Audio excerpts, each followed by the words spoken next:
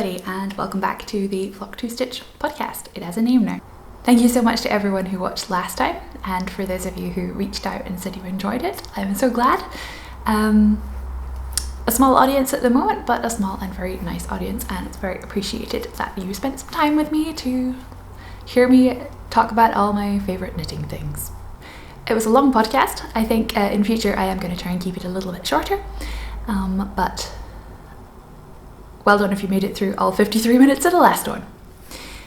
So then, it's been a few weeks since I recorded last, so a few things have changed. For example, I have finished my Tecumseh sweater that, as I told you in the last time, has been on my needles for literally years. So I'm delighted that this is finally done and I'm able to wear it just as spring has arrived. I think it's actually the hottest day of the year so far, and I'm wearing wool and sitting with all the windows closed, so things we do for very minor knitting YouTube fame. Yeah, so this is my Tecumseh. I'll stand up and let you see a little bit here, and then I'll maybe add in some footage afterwards. So as you can see, it's the usual oversized fit. I didn't crop it. It hits roughly my hip, and my neighbours just turned the leaf blower on, so I hope that doesn't come over in the recording. And as I said before, it's knit entirely out of Fleece PT2, which isn't, the pattern isn't really for this gauge, so it's knit up at quite a loose gauge, which makes for a really, really light jumper. And I just weighed it on my food scales before I came up, because it's really incredible. And it's only 320 grams in total, so that means I've used 3 1/5 balls of fennel only, which is quite few considering it's oversized as well. It's really there's a lot of extra fabric in here.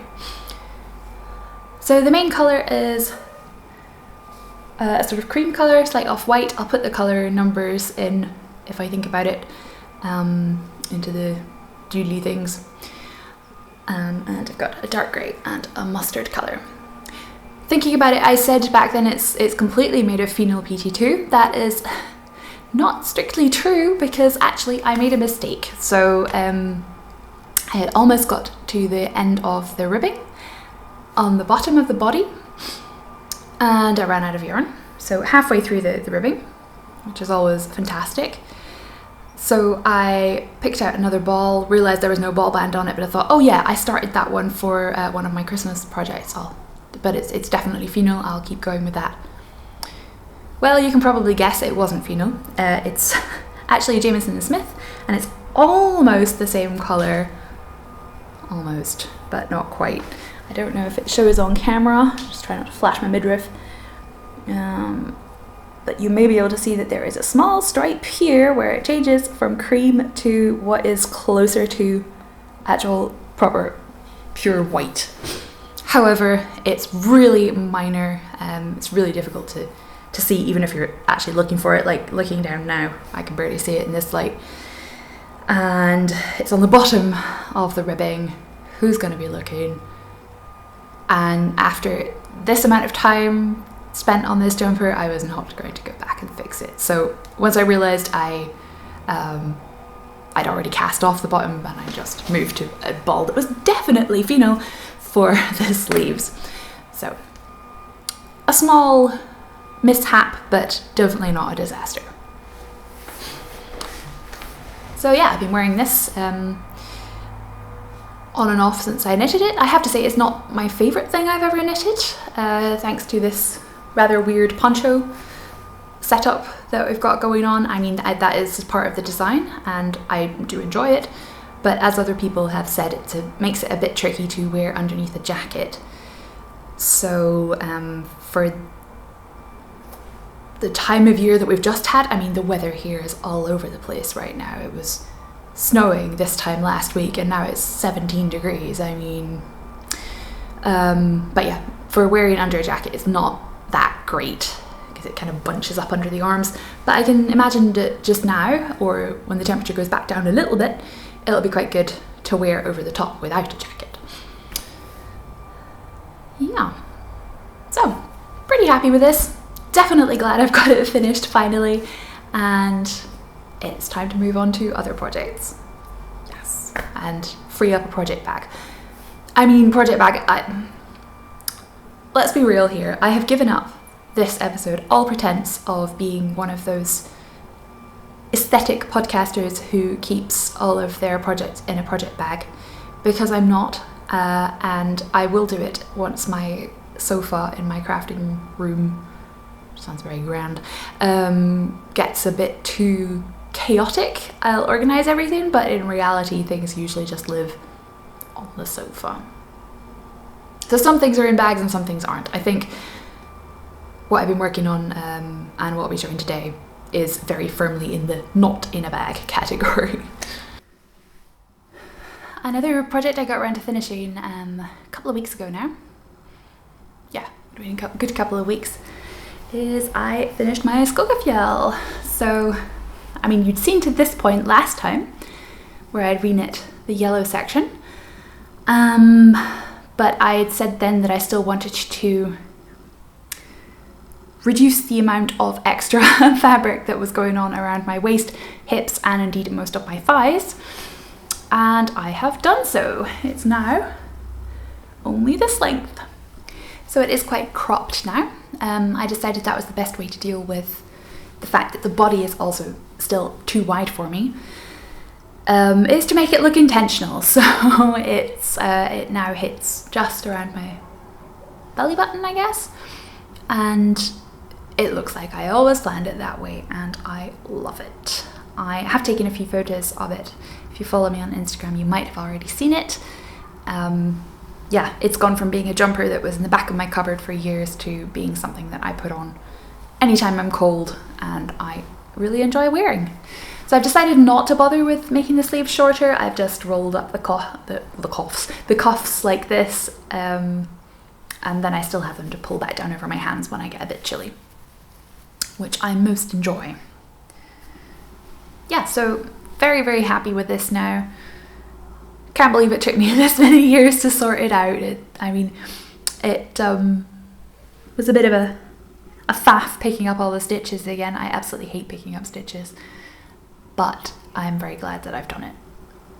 And it really didn't take that long, because I just chopped it off. Like I said, hate cutting my knitting, or hate the idea of, but I put the needle in at the correct level, chopped up to I think 2 stitches before, and then just pulled all the rest out by hand, and then just reknit the ribbing. Done. Mary from the future here. I just wanted to come back and add a couple more pictures in here to show you what the original garment looked like before I made all my modifications. So you can see that it was really long, like really long. The sleeves are still excessively long. I don't really feel that these pictures do justice to quite how wide the neckline was, but you can see that it's considerably bigger than it, in these pictures, it's considerably bigger than it was. And this one shows pretty well how much fabric we're actually talking about, so how much I actually removed. Yeah, it's easily half the body. I clearly got very carried away the first time round when I was knitting this. I knew I wanted it a bit longer, but goodness me, I don't know how tall I think I am. So yeah, and then here's me with the finished new garment, and I love it.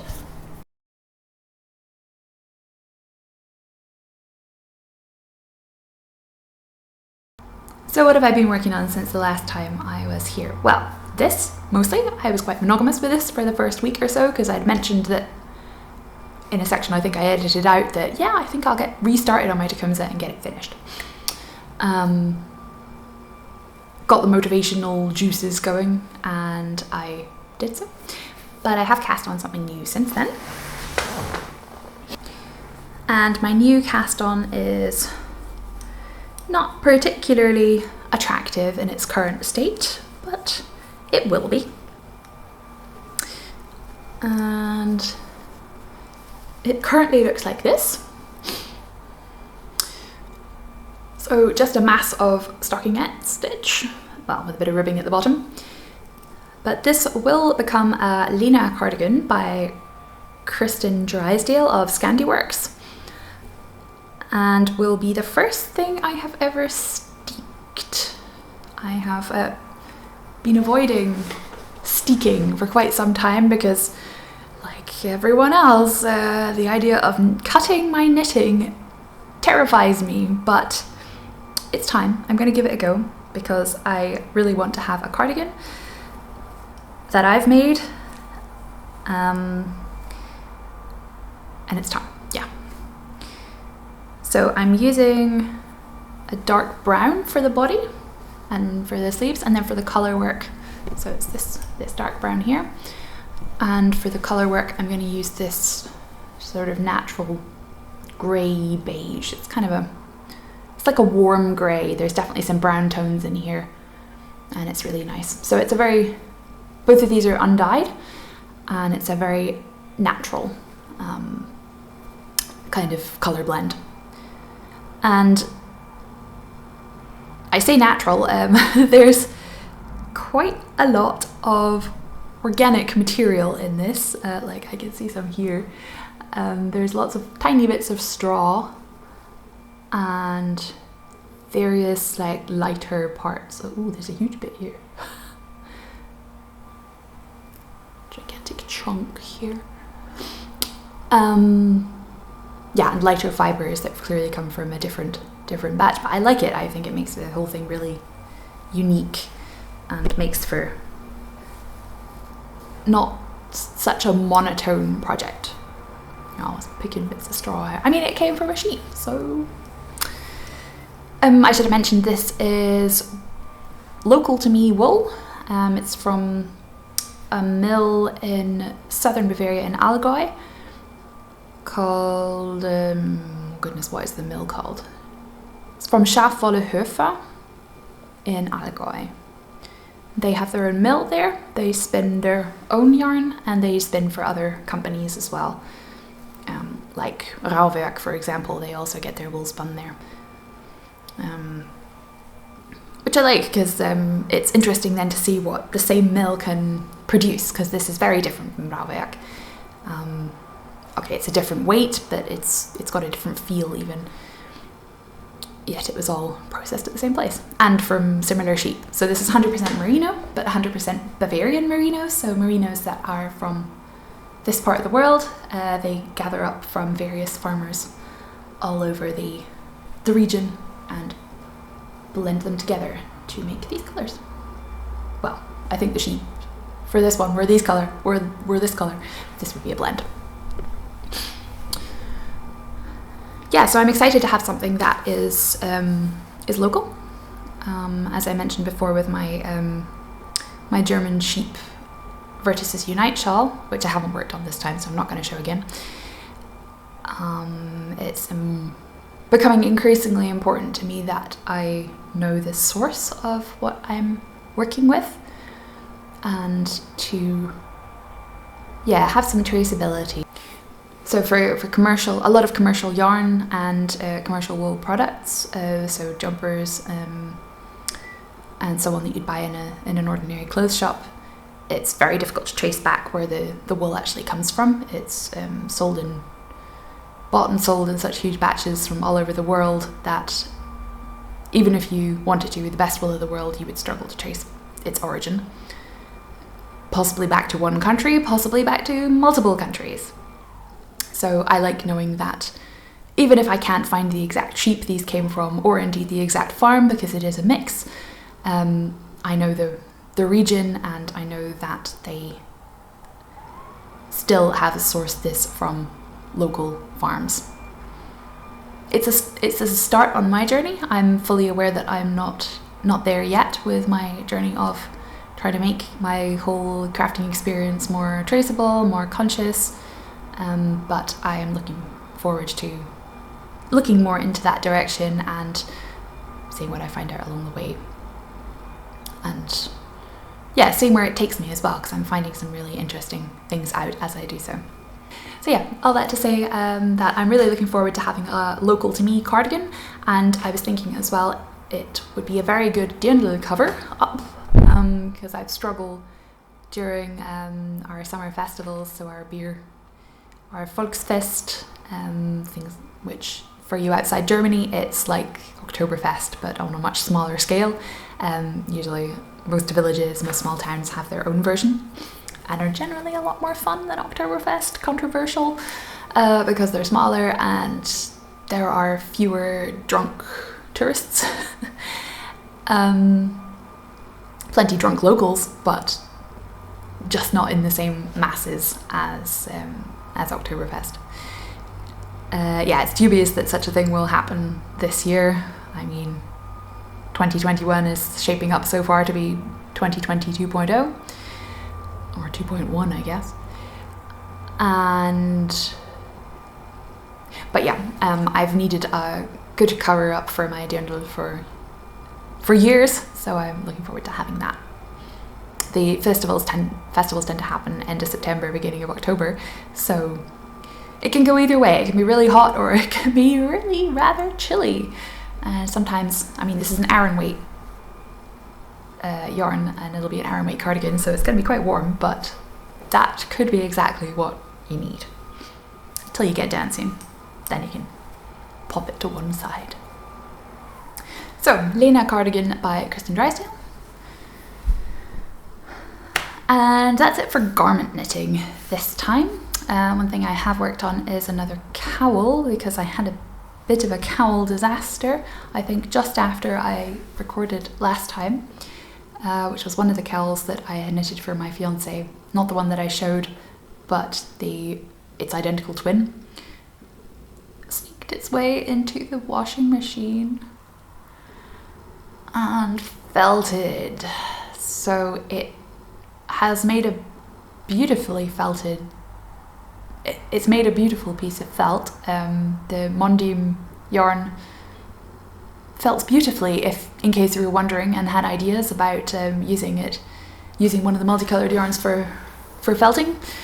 Go for it. It's beautiful, but it's never going to fit his neck again. I mean, it wouldn't fit. It makes for like a baggy wristband, let's put it that way. So that's a shame. But at least it wasn't a jumper or something more than that, because that would be heartbreaking. I'm sad about the cowl, but at least a new one is easily knit. And I'll use the felt for something else. So I put in an order at Mondim just before Christmas for some more of their like multicolored, speckled, I think they're self-striping, yeah, they are self-striping yarns, and got them different colours. I was planning on making socks out of them, but now my fiance has put in such multiple requests for cowls with them, I figured I'd oblige.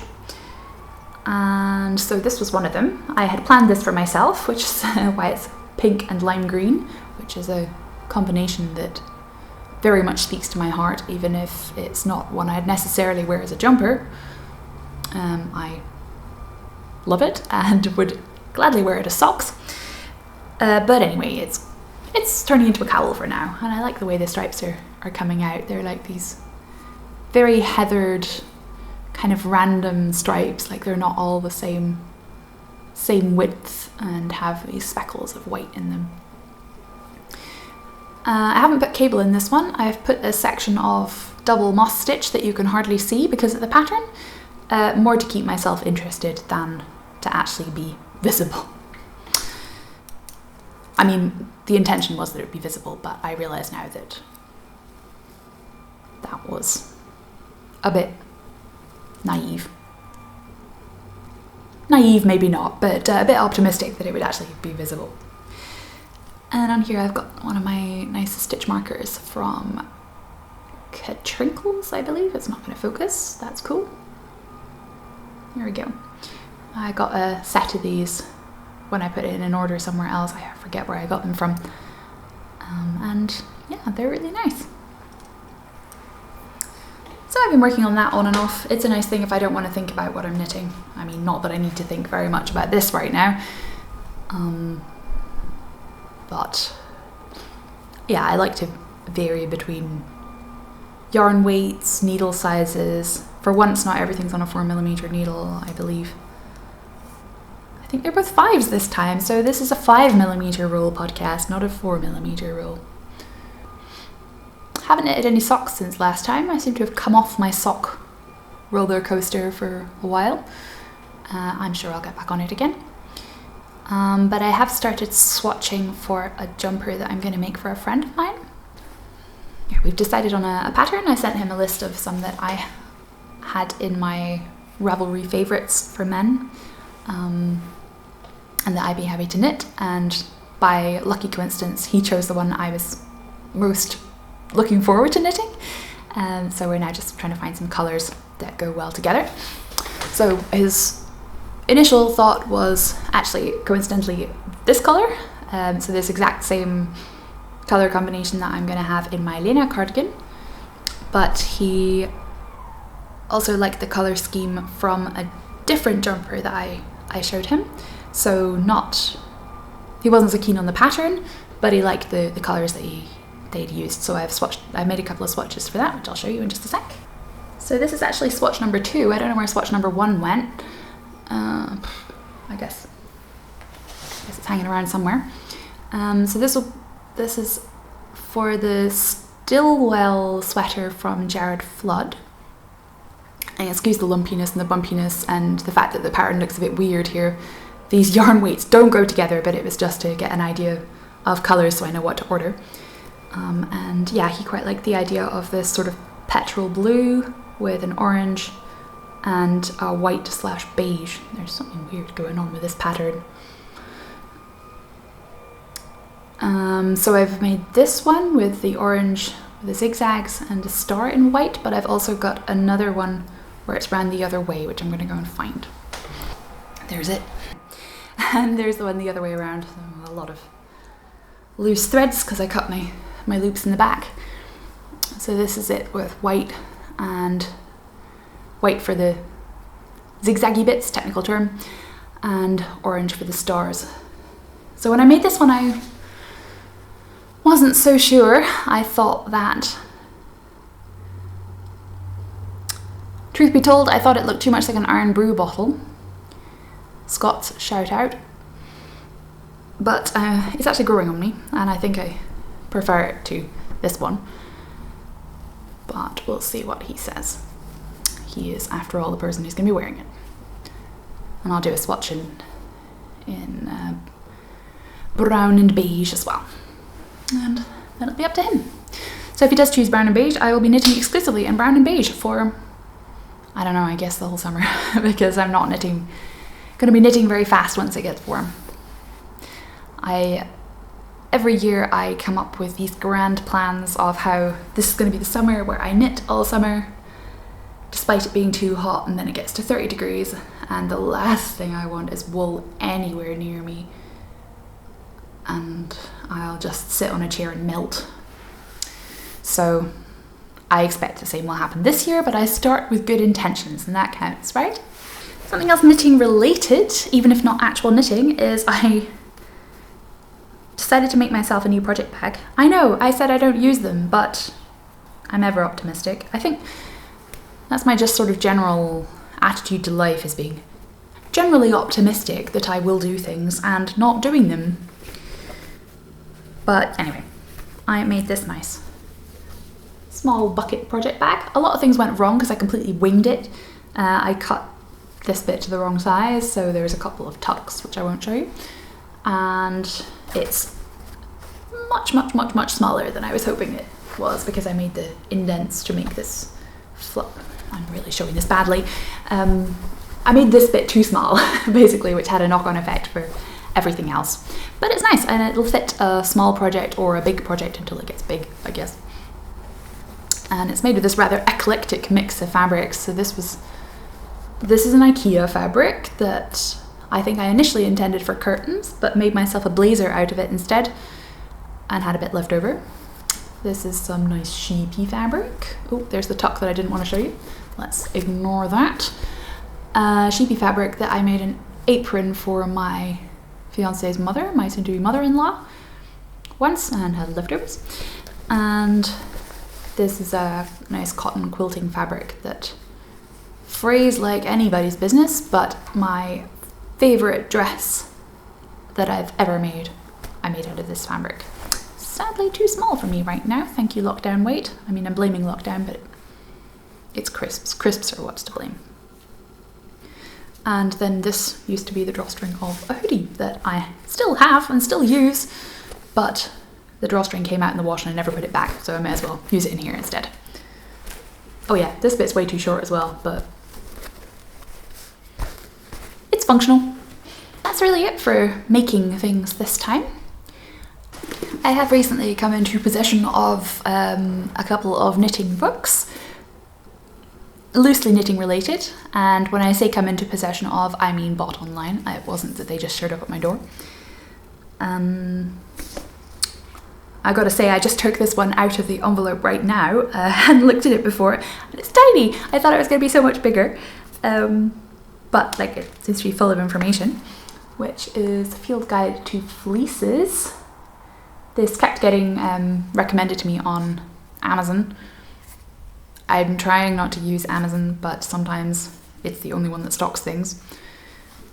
My local bookstores aren't very good for obscure English language things, which unfortunately for most people this counts as obscure.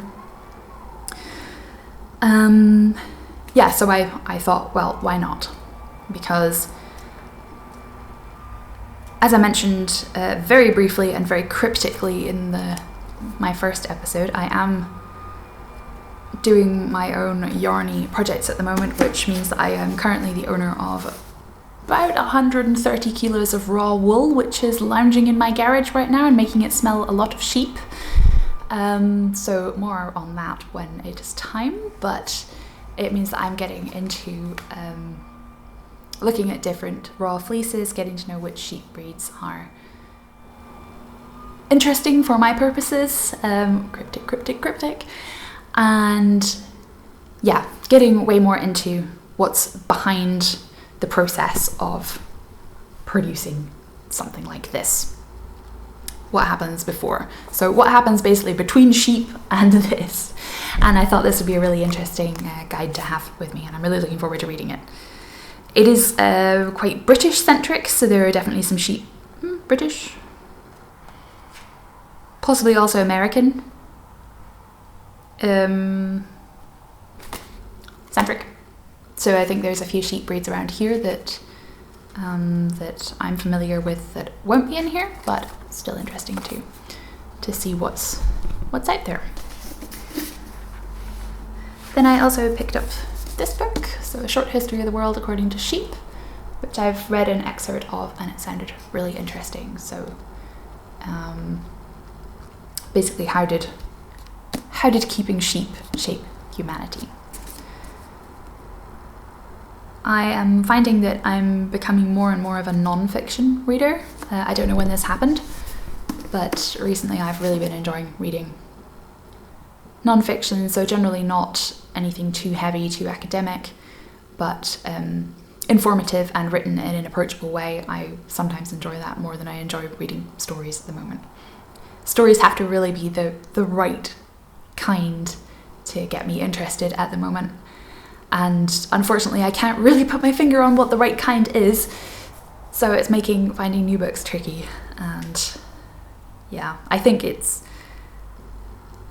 I don't know. I blamed it for a long time on just not having the availability of English language books here, of going into a bookshop and having only a tiny section to choose from. I just found it dull, and at some point I stopped looking, or only very briefly. And I'm perfectly up to the challenge of reading in German, but fact is I just don't want to, as a general rule.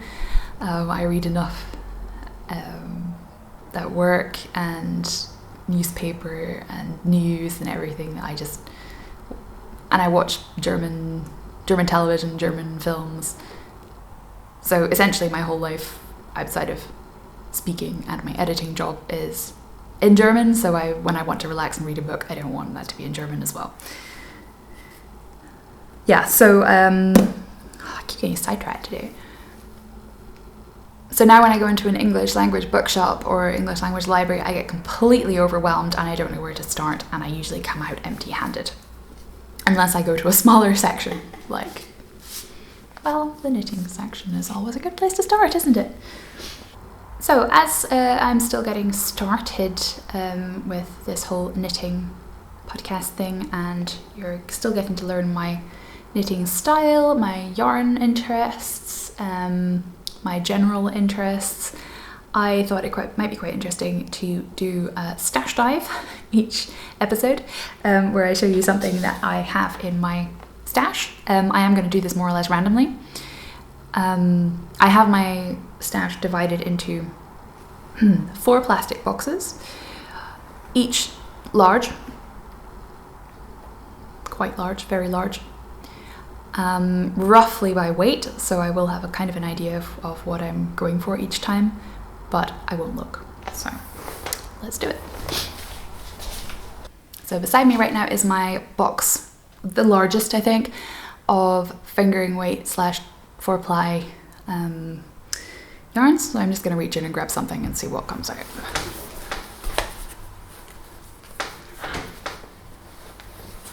This feels interesting. Oh, this is a good one because this is possibly one of my favorites that I have in there, which is the Solia Pelzo yarn, and is in fact a leftover of a previous project, which I actually have up here so I can show you. This is the Bennett Sister Shawl, but I can't remember who it's by. I'll add it into the video when it comes back to me or I look it up. So this is, this whole section is exclusively Solia, and this section is the Solia with mohair silk blend that I got in my local yarn store and I don't have any more of, and I can't remember what it was. It's a pale green, so it made this nice effect. But yeah, I did originally buy this yarn for something totally different. I believe it was the Lapwing sweater by, I want to say Marie Wallen, but I might just be making up names. Because I'd seen Diana Walla's version. I mean, I sat behind her in the bus on the way to Edinburgh Yarn Festival in 2019 and immediately fell in love with her jumper. Said nothing because I'm a shy person, but when she put her vlog about Edinburgh Yarn Festival up, I was like, I need that jumper in my life. But then I realised how many modifications it would need to make it, to do it in the round. And I would say to anyone who is interested, she has got a great thing on her Ravelry about how exactly she did convert it to knitting in the round, because there's no way I'm knitting it flat. But I just did not have the knitting expertise or indeed the general patience to do it for myself at that time. So I repurposed the yarn for something else. Maybe one day it's something I'll revisit because it is a beautiful pattern and I do still want it in my life. But yeah, that was what I bought that for. It's a lovely yarn, so I'm gonna find something nice to do with. Oh, I just realized it's not even the only one in there. I found another one and one that's already caked up, so I could almost make a jumper out of what's left here. Almost. A small one, maybe with a lot of colour work. So I think that's everything I have to show for myself today. I'll try and record again in another couple of weeks. It wasn't possible this time. I'm a bit behind schedule because I had to submit my thesis proposal and my brain was just full of corporate style guides. Too full to be thinking of coherent words about anything else. You'll be the judge of whether I've actually succeeded this time. But yeah, so I'll be back next time, hopefully with a few more projects. I expect that my Lena sweater will have got cardigan will have got a bit further by that time because it's shaping up to be a really, really quick knit. And we'll see what my friend goes for with his jumper. I'm excited to get going. And summer is rapidly approaching, so I'm going to start thinking of some summer knits as well. So as before, I'd love it if you can give this video a thumbs up or a comment. You can also visit me on Instagram. I'm Mary Emac with 2 Y's, I believe, so Mary Emac. I'll write it in the description. Feel free to say hello. Look forward to seeing you again next time. Bye!